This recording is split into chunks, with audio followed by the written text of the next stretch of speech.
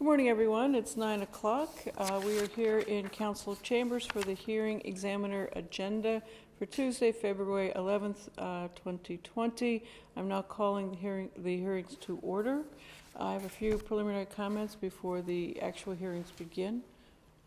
Come on in, folks. I'd like to introduce a process that we follow because the process we follow is a little bit different than the process followed in other jurisdictions. In our process, the clerk reads the introduction of the case, and then the clerk swears in anyone who is testifying. The city staff then testifies as to compliance with public notice requirements, and then the applicant goes first and presents an entire case. The way the City of Cape Coral ordinances are structured, the applicant is required to address all the elements of the relief that they're requesting from the hearing examiner, and because we have zoning hearings today, ultimately from the City Council. Following that, the city staff will go second and present an entire case. Public comment is next. All public comment must be under oath, and please, if you are going to provide public comment, come to the podium so we may properly capture your comments, not only for me, but as I indicated for City Council, because both of these cases under the ordinance will go to the City Council ultimately. Please make your comments comprehensive if you're going to speak at public comment, because once public comment is closed, it will not be reopened. Following the closure of public comment, the applicant responds to questions and makes any final comments. Staff does the same, and then the hearing is concluded. Once I do a recommendation, as I mentioned, these are zoning cases, so my role is to make a recommendation. That recommendation goes through the clerk's office to City Council and anyone who has requested a copy. I have several requests to speak today. If you wish to speak and you've not put in a request, that's okay. We would ask you if you want a copy of the recommendation, however, and you've not put in your email address, please do so for the convenience of yourself, not to mention city staff. However, please do note that once your email is provided to the clerk's office, it does become a public record. All testimony must be under oath. I think I've already covered that. So at this point, I'm going to ask the clerk to please call the first case. Thank you. Case number ZA 19-0010. The address is 118 Hancock Bridge Parkway. The applicant, JPMB LLC. This applicant is requesting a rezone for lots 28 through 32, block 1089, from professional to commercial, to rezone lot 33 through 36, block 1089, from a single-family residential to commercial. Anybody giving testimony today, if you're able, please stand and raise your right hand. Do you solemnly swear or affirm to tell the whole truth and nothing but the truth? I do. Thank you. Thank you, Madam Clerk. Good morning, Mr. Heller. Good morning, Madam Hearing Examiner Justin Heller, Senior Planner with the Cape Coral Planning Division. I just want to state for the record that this case was noticed with 2 signs placed on the property, mailings to all properties within 500 feet, and an ad run in the local paper 10 days prior. I will find the proper notice was given. Thank you very much. May we have the applicant or the applicant's representative up? And Good morning. Good morning, Ms. Miller. Just for the record, I know you're going to make a request. Have you received a copy of the email from Kevin McGrail? Yes, ma'am. And I will note for the record that he is in support of the request. So, Just for the record, Linda Miller, Senior Planner with Avalon Engineering, representing JPMB LLC on zoning amendment 19-10. I would like to be recognized as an expert witness for this particular case. My credentials have been previously provided, and I have been recognized as an expert witness in similar cases. I will recognize you as an expert based upon your CV, which is on file with the clerk's office, and also your testimony in prior cases with issues that are similar to the issues before us today in this hearing. Thank you. Thank you very much. This zoning amendment is requesting to rezone lots 28 through 32 in block 1089 from professional to commercial, and also to rezone lots 33 through 36 in block 1089 from R1 single family residential to commercial. Block 1089 is located in the eastern corner of Hancock Bridge Parkway and Santa Barbara Boulevard, just 1 block south of Pine Island Road. This is a vicinity map, shows the property that's located on the corner of Hancock Bridge Parkway. This site consists of 4 strap numbers and a total of 9 lots. Half of those lots, a little bit more than half of the lots are already professional zoning, and 33 through 36 is single-family residential. This is a current land use map. As you can see, the property is in commercial professional in red. In 2008, the future land use classification for the subject parcels and some additional lots west of the site was amended from single-family and multifamily to commercial professional by ordinance 14907. So the land use on these particular parcels have been in effect since 2008. This is the current zoning of the parcels. You can see that the parcels along Hancock Bridge Parkway are professional, blue, and the parcels in the back off of Santa Barbara Place are single-family residential. In 2019, last year in August, the city rezoned the subject parcel along Hancock Bridge Parkway from R3 multifamily residential to professional by ordinance 419, but left the rear lots along southeast Santa Barbara Place as single-family residential, R1. This is an aerial of the site. You can see that it's in a well-developed area. There is single-family homes and residents just south of the subject site and 1 street away from Santa Barbara Boulevard. The land use and the zoning of the subject parcel is currently not consistent on half of the applicant's lots. This zoning amendment is being requested to permit a commercial development on a site that consists of 1.12 acres. After approval of this amendment, the parcels will be zoned the same. The zoning and the land use will be compatible, and the lots can be strapped together to provide for a commercial development. A lot of those houses that have been built on this block were built in the late 80s. We have had some new development that front Santa Barbara Boulevard. Those houses actually started developing in 2018 and 2019. Per section 3.4.6, zoning amendments are required to be reviewed in accordance with the following criteria. And there's 6 special criterias. The first one, whether the proposed zoning district is consistent with the city's comprehensive plan. It is consistent with the comprehensive plan policy 1.15, which says the land development regulations adopted to implement this comprehensive plan will be based on and will be consistent with the standards and uses and density and intensities as described in the following future land use classifications. And I have copied table 1 to show you that the future land use of commercial professional is consistent with zoning districts commercial or professional. It's also consistent with policy 1.14, assembly of pre-platted parcels for commercial development. The rezoning will allow the assembly of a commercial site exceeding 1 acre.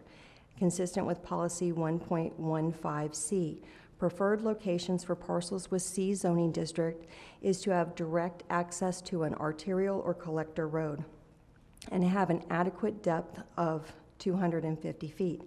The subject parcel is located on a minor arterial and has the depth of 250 feet. Policy 1.17, land development regulations, whether adopted or revised, sequent to this adoption of this plan, will address buffering and open space requirements and will protect existing residential land uses from incompatible land uses. The City of Cape Coral has a landscaping section in their land development code. They require buffering of 20 feet without a wall or 10 foot with a wall if you are adjacent to or across the street from residential zoning.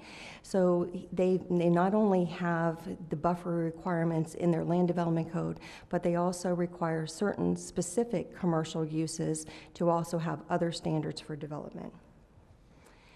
This case is consistent with policy 2.1. The city shall encourage commercial development where it is where it can effectively use infrastructure. And the site is on a minor arterial street, has access to city utilities, has similar zoning within close proximity to our site. The subject parcel can provide goods and services at a neighborhood scale to serve the residents. Policy 7.10, the city shall discourage illegal or inefficient leapfrog development and would like to have development where utilities are located. The site is within the urban services transition area and has access to centralized utilities. I think you meant to say illogical. Oh. You said illegal. I think the city attorney's office does discourage illegal development. Thank you. The second thing that the case has to be consistent with is whether the full range of uses allowed in the proposed zoning district will be compatible with the existing uses in the area under consideration. The City of Cape Coral's commercial zoning district permits restaurants with a drive-through and without, a pharmacy with a drive-through, retail stores similar to the furniture store that's existing to the east of the site. These uses are not permitted in the city professional zoning district, but are similar to and compatible with the existing uses within close proximity to the site. I have a chart here that says north of Hancock Bridge Parkway, we have a CVS with a drive-through, a McDonald's with a drive-through facility, a 7-Eleven, gas station, convenience store and car wash, an auto parts store, and a shopping center with local space for tire store, pizza shop, nail salon, and other commercial space. West across Santa Barbara Boulevard, there's fast food restaurants and a major shopping center with a variety of commercial uses, including restaurants. Number 3, whether the full range of uses allowed for the proposed zoning district will be compatible with the existing and potential uses in the area under consideration. The uses permitted in the city's commercial zoning district will be compatible with the existing commercial development within the vicinity of the subject parcel. Any undeveloped parcels located to the north, east, and west of the subject parcels will be commercial in the future, as these parcels have CP, Commercial Professional, or Pine Island Road District Land Use Designation. Number 4, whether the proposed zoning district will serve a community need or broader public purpose. A viable commercial development requires at a minimum an acre in land area and a lot depth of at least 250 feet in order to provide the required amount of parking spaces, green space, buffer yards, and surface water management facilities. The current P professional zoning is for only half of the prospective area and half of the allowable lot depth. Rezoning all the lots to a commercial zoning district will not only permit compatible uses, but will also require more buffering from the residential lots across Southeast First Avenue than a development with professional zoning. Number 5, the characteristics of the proposed rezoning area are suitable for the uses permitted in the proposed zoning district. The land use of the lots in Block 1089 lying between Hancock Bridge Parkway and Southeast First Avenue is commercial professional and has been commercial professional for many years, close to 12. Development along Hancock Bridge and commercial Santa Barbara in close proximity to the intersection is developed with similar commercial uses. The subject parcel is within the proper place for commercial uses as established by the city with the land use change to commercial professional in 2008. Adequate screening can be provided to protect the residential lots south of the project site. A new commercial development will also block some of the existing street noise from the residential areas. The last one, whether a zoning district other than the district requested will create fewer potential adverse impacts to the existing uses in the surrounding area. Currently, there are only 2 zoning districts in the city of Cape Coral that are compatible with the city's commercial professional land use. These zonings are commercial or professional. The professional zoning district allows for less specific uses than the commercial zoning district, and some of those additional uses permitted in the commercial zoning district would be more intense use than a use permitted in the professional zoning district. The city has developed specific standards of development for the commercial uses permitted in this district and would that would be considered more intrusive. Because of these required development standards and dimensional regulations, we believe there are more safeguards in place to protect the residents to the south of the site for some of these types of commercial uses than there are with professional uses. The proposed zoning is consistent with the city's comprehensive plan and the city's commercial zoning district dimensional requirements. We accept the Planning Division staff report and staff's recommendation for approval of this zoning amendment. Please accept this presentation, the zoning amendment application, the Planning Division staff report, and all the supporting documents submitted for this case into evidence. And I stand by to answer any questions you may have. Thank you. I have no questions at this time. Thank you.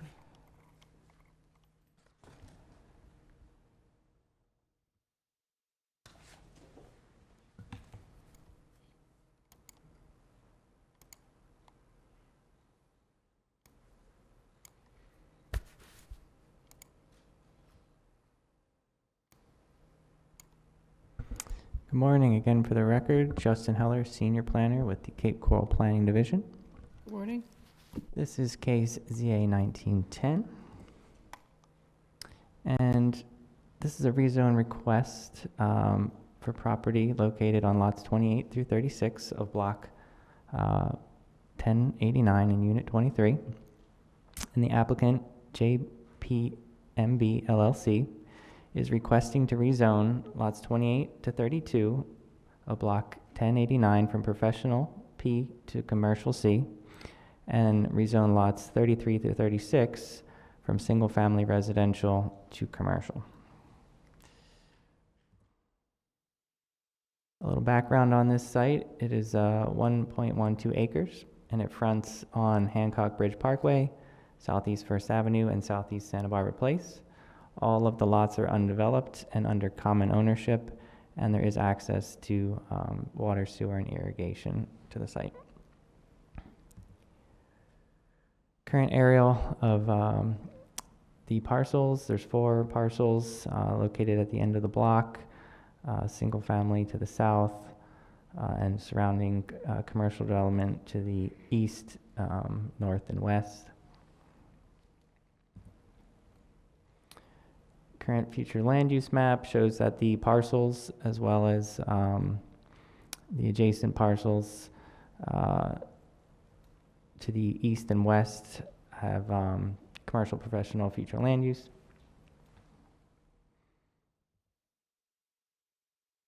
Current zoning map: the 4 parcels, the 2 north parcels along Hancock Bridge Parkway currently have professional zoning on them. The 2 to the south have R1 single family zoning. And here is the proposed zoning map showing all 4 parcels as commercial.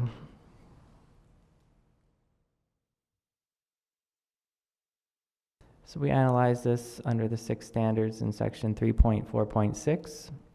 Our first standard is whether the proposed zoning district is consistent with the city's comprehensive plan.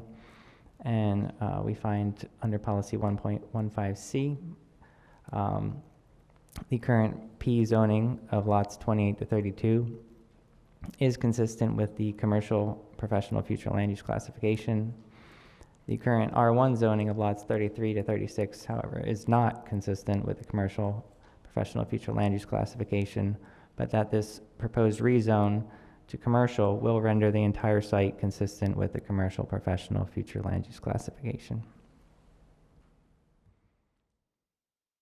Our next standard is whether the full range of uses allowed in the proposed zoning district will be compatible with the existing uses in the area under consideration.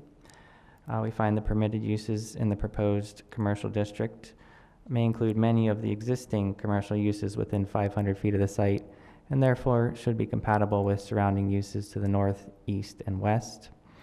There are R1 zone properties to the south, and our land development code includes landscaping, architectural, and lighting standards to help make commercial development more harmonious with nearby residential uses. Our third standard is whether the range of uses allowed in the proposed zoning district will be compatible with existing and potential uses in the area under consideration. Potential uses in the PEC and CC zone parcels adjacent to the site will primarily be non-residential and should be compatible with the permitted uses in the proposed commercial zoning. The fourth standard is whether the proposed zoning district will serve a community need or broader public purpose. And the city has identified a need for increasing commercial lands within Cape Coral.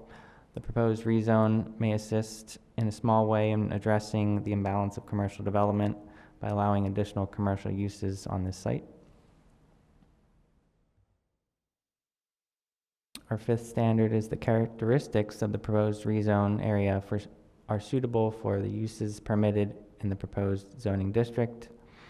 So we have parcels are all under common ownership, which will allow them to be combined to produce a larger commercial site. The site is on a minor arterial, which is Hancock, and does have good visibility. The surrounding parcels to north, east, and west are primarily commercial, and there are utilities available to the site. The sixth standard is whether a zoning district other than the district requested will create fewer potential adverse impacts to existing uses in the surrounding area. So commercial zoning allows 34 additional permitted, conditional, or special exception uses than the professional zoning. And a rezone to professional could be less intense than a rezoning to C. Another option is to rezone to a planned unit development zoning district. A PUD would permit residents to comment on the proposed project during public hearings and allow the city council to impose conditions warranted on the development.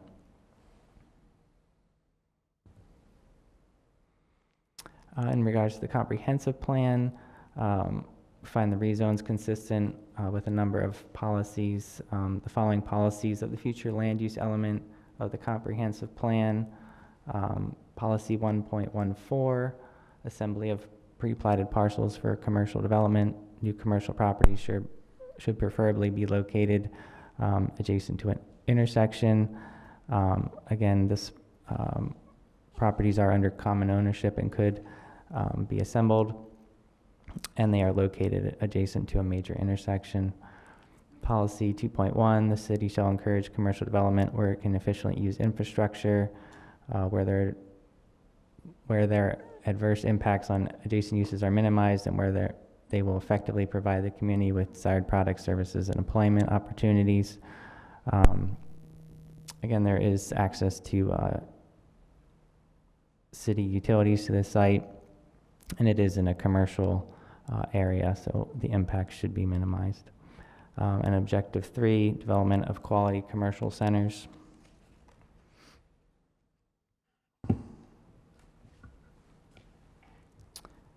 As previously stated, the subject site is on a minor arterial and adjacent to other commercial properties which can serve the surrounding residential properties. Staff is recommending approval of the rezone request, and we received some correspondence. We had 2 calls for additional information, and we had 1 call and 1 email from neighboring properties in support of this request. Thank you. I have no questions. Thank you. This is a public hearing. If there are members of the public who wish to present testimony or evidence, please come forward at this time. Seeing none, I will note for the record, as I noted at the beginning of the hearing, we did receive 1 email, and I believe staff has alluded to that as well, from a gentleman by the name of Kevin McGrail. It's a lengthy email, but at the bottom of the email, he says, in conclusion, I am in support of this zoning request and view it as a first step in a multi-step process. So that email is available from the city if anyone wishes to review it. I'm closing public comment at this time, bringing it back to the applicant's representative. Ms. Miller, could I have you up, please? You've had an opportunity to hear Mr. Heller's testimony this morning. Do you wish to incorporate it into your presentation? Yes, ma'am. And his PowerPoint as well? Yes, ma'am. Okay, do you have any other comments or testimony? No, not unless you have something for me. I have no questions, thank you. Okay, thank you. All right. Mr. Heller, are we including your staff report into your presentation? Yes, I would like to incorporate my staff report into my presentation. All right, I have no questions. Thank you very Thank you. much. All right. I will recommend to City Council that this zoning go forward as requested. I will attempt to get the recommendation out as quickly as possible. At this time, I'm closing that hearing. Madam Clerk, would you call the next hearing, please? Thank you.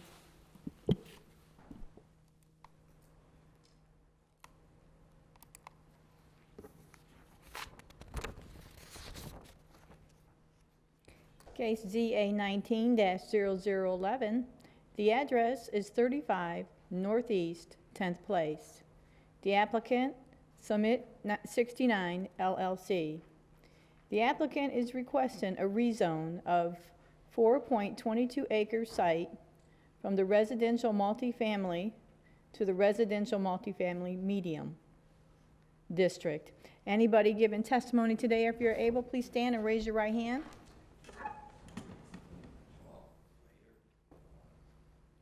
Yes, please do. Do you solemnly swear or affirm to tell the whole truth and nothing but the truth? I do. Thank you. Thank you, Madam Clerk. Good morning, Mr. Struve. Good morning, Madam Hearing Examiner. For the record, Mike Struve, Planning Team Coordinator with the Planning Division.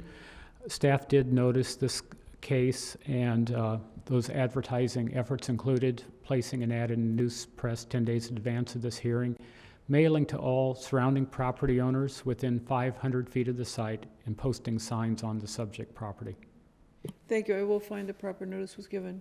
Thank you. Thank you. Mr. Mazurkiewicz, good morning. Morning, Madam Hearing Examiner. Joe Mazurkiewicz, President of BJM Consulting.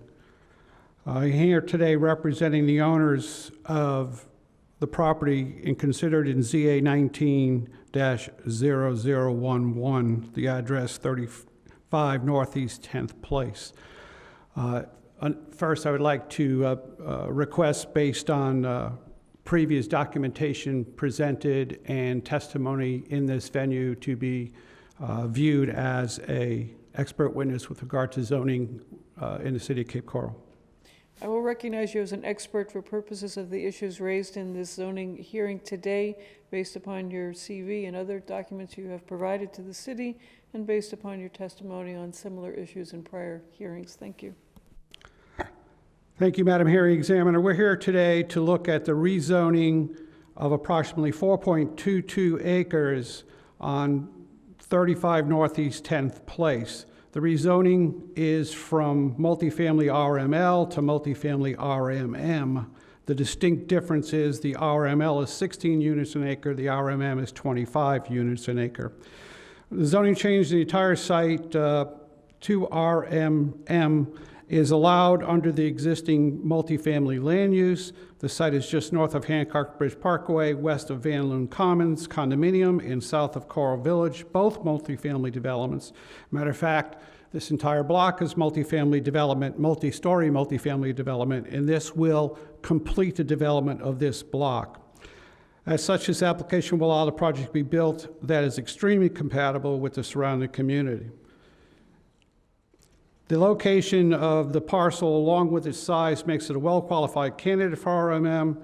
To support this position during recent city-sponsored flume map amendment process, the city, in its original presentation to City Council, had identified this particular site as appropriate for RMM zoning. When citywide, the City Council had issues with RMM zoning without specific public hearings per site, the city staff then changed the RMM recommendation, RML, as part of the compromise with City Council, that all RMM zonings for any parcel would come through with a separate public hearing. So the professional planners for the City of Cape Coral, in their review of the citywide rezoning, already recognized this site as appropriate for RMM zoning. In addition to that, Madam Hearing Examiner, we have read, reviewed, and agree with the staff's presentation and report and PowerPoint, and wish to include it as part of our presentation this morning. Specifically, in addition, in reviewing that presentation, the staff recognizes that we meet all the criteria established in the City of Cape Coral codes to support the rezoning application. In their recommendation,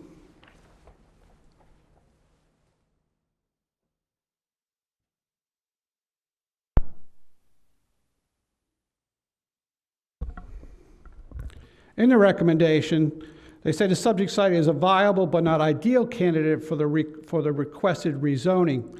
And they talk about the fact that this will allow the build-out of a block that is already multi-story, multi-family development, but it does have single-family homes on two sides, to the south and to the west. This rezoning would allow for 38 additional multifamily units compared to the existing townhomes for the site. Characteristics of the site that include depth and area suggest quality residential project could be designed for the site that can accommodate the greater density allowed by the RMN district that would not be harmful to the existing neighborhood. And Madam Hearing Examiner, while it's not pertinent or always held up as something that is necessarily to be considered with regard to a straight rezoning, in this particular case, we would like to present to you our proposed site development plan for this site, specifically to show that the right site plan can make this site a viable candidate for RMM. The other reason why I feel comfortable submitting this site plan to you for consideration, or at least review, both you and the neighbors, is because this site plan is already into staff for review. We originally laid out this site plan when city staff recognized this site as RMM, and we designed for the 25 units per acre as allowed. And then when the change came, we held on to the site plan as originally designed with the intentions of coming for the rezoning. So this site plan is already in city staff for review. I want you to see that there are 4 three-story buildings adjacent to the 3-story, multi-story condos that surround the site and internal to the site. The one building that is across the street from the single-family homes is a 2-story development. Even the 3-story developments are under the 50-foot height limitation that exists under the RML. So this site plan and this proposed development does not increase additional height that would be allowed by it. It's within the existing RML height limitations, and it does not present a huge difference in what would be allowed under a 2-story structure across from a single-family residence. The other single-family residents to the west are set back a great distance from the proposed development. It's for these reasons that we think this site plan, as submitted to staff for review, shows and meets the criteria established by the city staff in their report that a viable project can be designed on this site that will allow it to be compatible with the existing surrounding land use and meet the criteria under city codes to be a good RMM zone development in the city of Cape Coral. We respectfully request that you make your recommendation to city councils for approval, and we stand ready for questions when you have them for us. Thank you, Mr. Mazurkowitz. I have no questions at this time.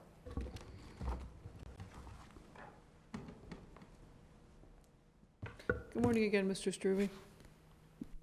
Good morning again, Madam Hearing Examiner. For the record, Mike Struve, Planning Team Coordinator with the Planning Division.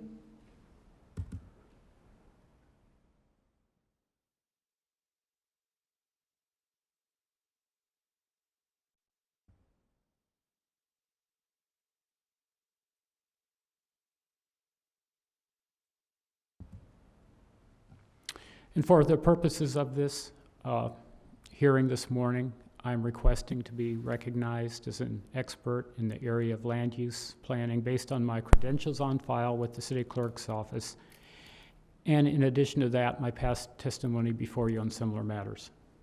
Thank you. I will recognize you as an expert for purposes of the issues raised in today's hearing based upon your CV on file with the clerk's office and also based upon your past testimony in zoning hearings regarding similar types of issues. Thank you. Thank you. I'm going to go over the background a little bit more quickly because you've already heard from Mr. Mazurkowitz a little bit about the information on the owner and the request and that type of thing. But this is a privately initiated rezoning request. The owner is Cape Summit 69 LLC, represented by Mr. Mazurkowitz with BJM Consulting. And the request is to rezone 4.2 acres in Block 3786 from the Residential Multifamily Low District, or the RML zoning district, to the Residential Multifamily Medium zoning district, or the RMM zoning district. This particular property is located at 35 Northeast 10th Place. This property is located in East Central Cape Coral, south of Pine Island Road and north of Hancock Bridge Parkway. And the aerial map on this slide shows the subject property outlined in orange. It's undeveloped at this site. It's located at the intersection of two local streets. There are, in addition to this site, there are 3 other properties located within the subject block. All 3 of those other sites within this block are developed with multifamily projects. Elsewhere, development encircling the subject block is largely built out with existing single-family homes.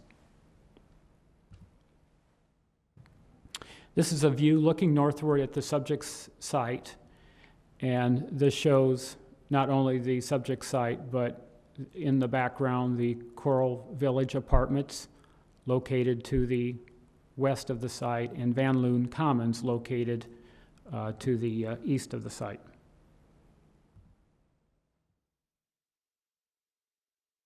We didn't include a map showing the future land use classification of the sites, but it's important, I think, to note that the future land use of the subject site as well as the subject block is multifamily, and then all surrounding properties have a single-family future land use classification. This slide here shows the existing zoning of the subject site, which is RML, as are the rest of the sites located within the subject block, and then elsewhere surrounding the subject block, all other properties have R1 zoning. And the proposal for your consideration this morning, the applicant is seeking a rezone of the subject site to the RMM zoning district shown in the darker brown. The site's over 4 acres. Surrounding uses are exclusively single-family dwellings and multifamily units. As I mentioned earlier, the site has frontage on 2 local streets, and this rezone, if approved, would increase the density of the subject site from a maximum of 16 dwelling units per acre allowed in the RML zoning district to a maximum of 25 dwelling units per acre allowed in the RMM zoning district. We've analyzed this request consistent with provisions found in Articles 3 and Article 4 of the Land Development Code, looking at the first standard, whether the proposed zoning district is consistent with the city comprehensive plan. And staff finds that this request is consistent with several provisions in the comprehensive plan. In particular, several policies in the future land use element that we'll start with here. It's consistent with policy 1.15, table 1, in which this table identifies both the existing RML zoning district and the proposed RMM zoning district as being consistent with the multifamily residential future land use classification. The project's also consistent with policy 1.15B that states a maximum of 25 dwelling units per acre are allowed or permitted in the multifamily residential future land use classification.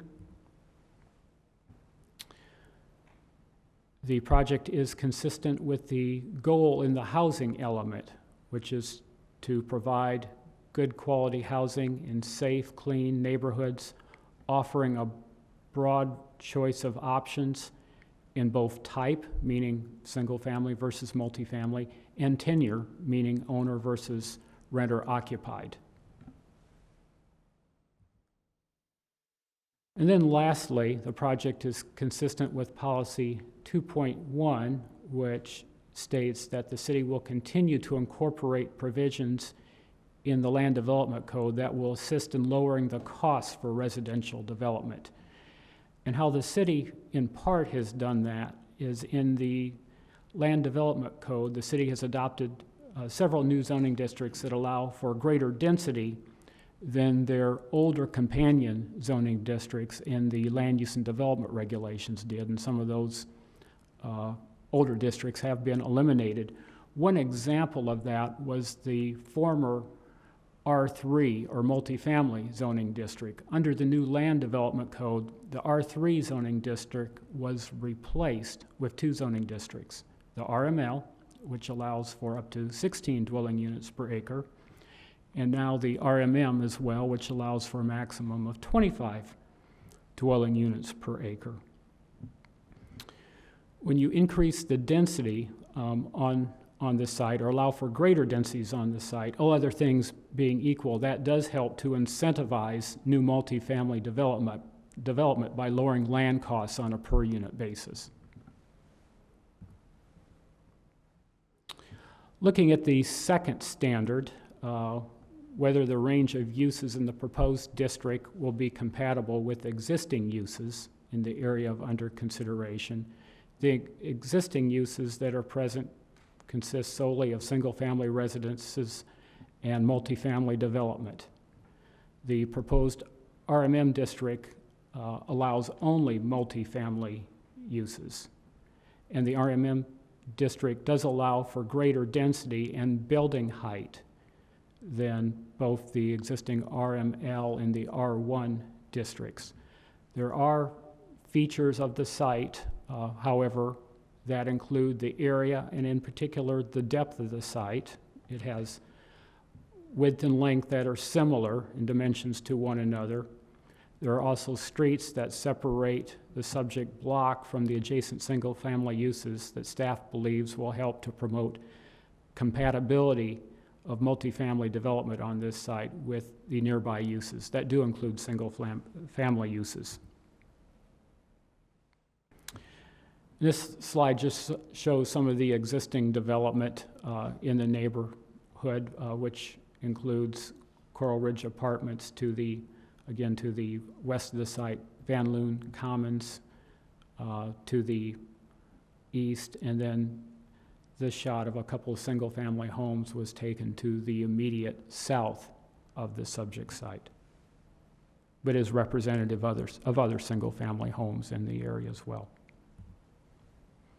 3, looking at whether the range of uses allowed in the proposed zoning district will be compatible with existing, and here we're keying on potential uses allowed in the area under consideration. The R1, the RML, and the RMM allow many of the same non-residential uses, and some of those uses include uses like fire stations, police stations, parks, particularly for lands that are owned by the city, but also includes home occupations, family daycares, and community residential homes. Really, the big difference between these 3 zoning districts is related to the types of residential uses allowed among these 3. The R1 district only allows single-family development, prohibits duplex and multifamily uses. The RML district, which is what the site is currently zoned, allows all 3, single-family homes, duplexes, and multifamily uses. In the RMM district, which we sort of internally call our true multifamily zoning district, only allows multifamily development. In general, residential uses share many of the similar attributes to one another. For example, they generally, on a per unit basis, generate relatively low number of trips. They don't have loading or unloading areas that you would associate with many types of commercial development. In general, they don't generate a large amount of noise like like some commercial developments do. That being said, there certainly can be a difference between the scale of development as it relates to even a small multifamily project versus one that might have 1,000 units. So you would certainly expect different impacts between those two, but I'm talking here about on a per unit basis, really. And based on the size of the property and the surrounding uses, we believe that the potential uses allowed in these 3 zoning districts should be compatible with one another. Moving on to 4, whether the proposed zoning district will serve a community need or broader public purpose. The city does have a documented need for multifamily housing. I did, in our staff report, reference a 2019 study that focused on renter-occupied units, so it was fairly specific to apartment units. There was actually an earlier study that was done in 2016 that showed a similar need for multifamily housing, and then basically the 2019 study updated the earlier study. The RM district will allow 25 dwelling units per acre on this site that staff does believe is appropriate for this increase in density. And then lastly, the characteristics of the rezone area are suitable, or are they suitable for the uses permitted in the proposed zoning district? And staff believes that that is the case in this particular instance. This rezone is suitable for RMM zoning for several reasons, which include: 1, the area exceeds the minimum 1 acre requirement in the Land Development Code, which is one of the first things we would look at. The site does have centralized utilities, so it does have water and sewer. The block in which it's located has 3 existing multifamily projects, which will help to promote compatibility. The site has good depth rather than it being a long sort of linear or rectangular piece like a lot of the sites that we see along some of our major corridors in the city. That provides more opportunities to provide for adequate buffering and more flexibility in the design of the buildings. And then lastly, while there are a large number of single-family homes in the general area of this site is separated from those single-family homes from local streets. That does provide some spatial separation.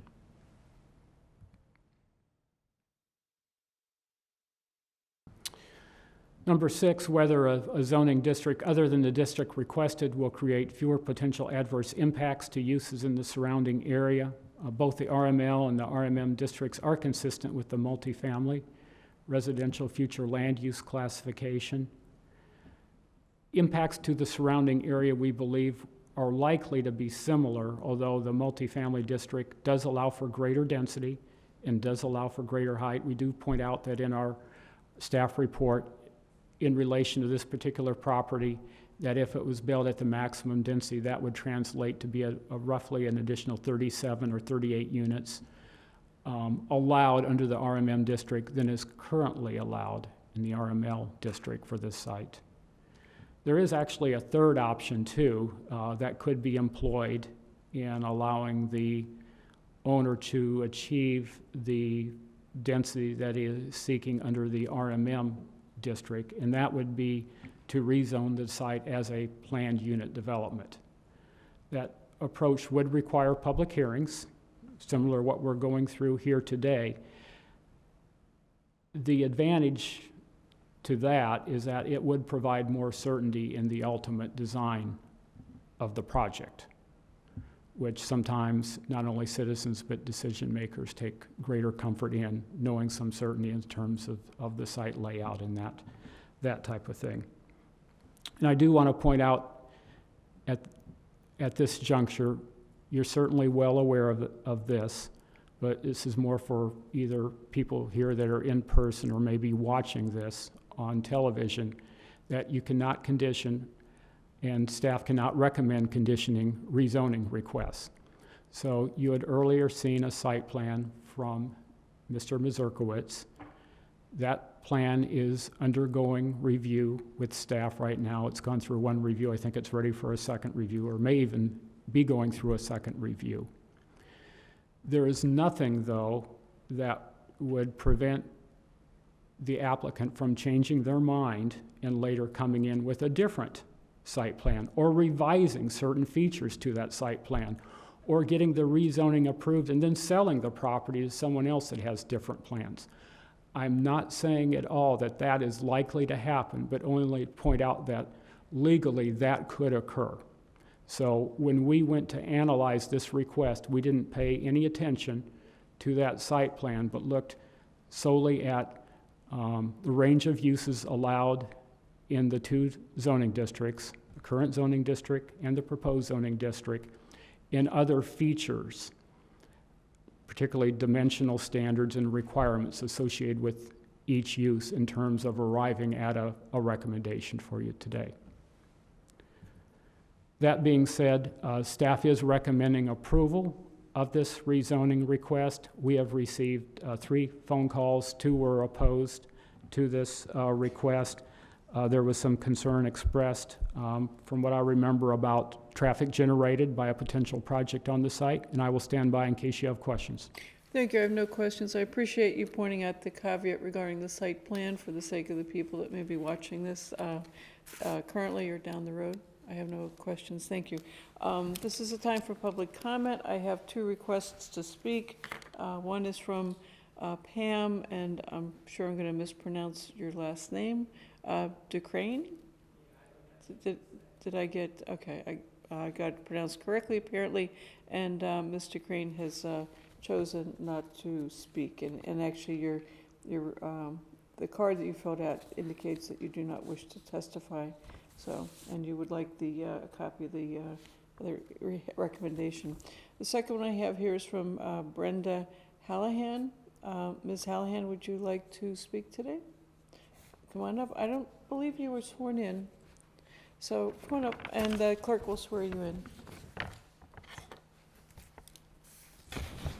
Good morning. Do you solemnly swear or affirm to tell the whole truth and nothing but the truth? I do. So I'm a resident of Van Loon Commons, which is to the east of the proposed development. We're not opposed at all to the property being developed, but we do have some concerns of the increased density plan. The area to the north, I believe Coral Gables, is a seniors complex, and its density is not a problem either. But the roads surrounding the entire area are very narrow.